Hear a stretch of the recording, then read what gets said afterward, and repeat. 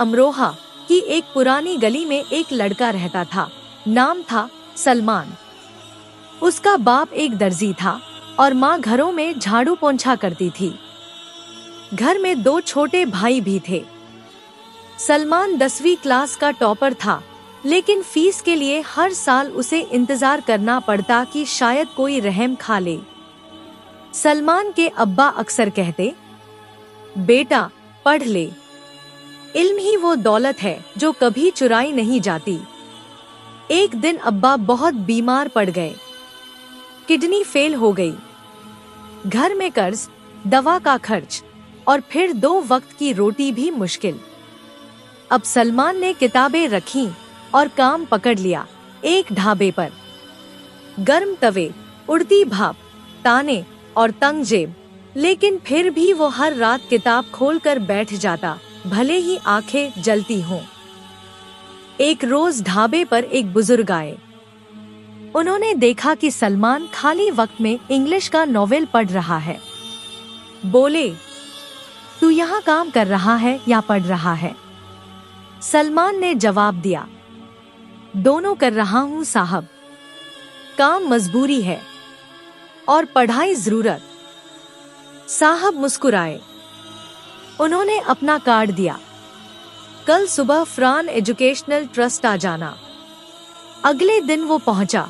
उसे पता चला कि वो साहब डॉक्टर जमाल फारूकी हैं, जो कई गरीब बच्चों को स्पॉन्सर करते हैं। सलमान को स्कॉलरशिप मिली और साथ ही एक छोटा सा जॉब, जिसमें वो शाम को बच्चों को इंग्लिश पढ़ाता था। 4 साल तक सलमान ने दिन रात मेहनत की। बीए, फिर एमए इंग्लिश और फिर यूजीसी नेट की तैयारी। इसी दौरान एक और हादसा हुआ। माँ को कैंसर हो गया। अब एक तरफ इम्तिहान का प्रेशर, दूसरी तरफ माँ की देखभाल, ऊपर से घर का खर्च। कई बार वो टूट गया, लेकिन रातों की तन्हाई में जब सजदा करता तो सिर्फ एक दुआ करता, या रब मुझे हिम्मत दे, हार ना मानूं। माँ की बीमारी के चलते सलमान ने अपना नेट का पेपर दे दिया, मगर तैयारी अधूरी थी।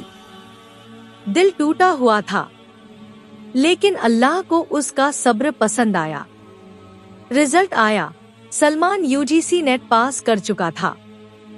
कुछ महीने बाद उसे अलीगढ़ मुस्लिम यूनिवर्सिटी में असिस्टेंट प्रोफेसर की नौकरी मिल गई।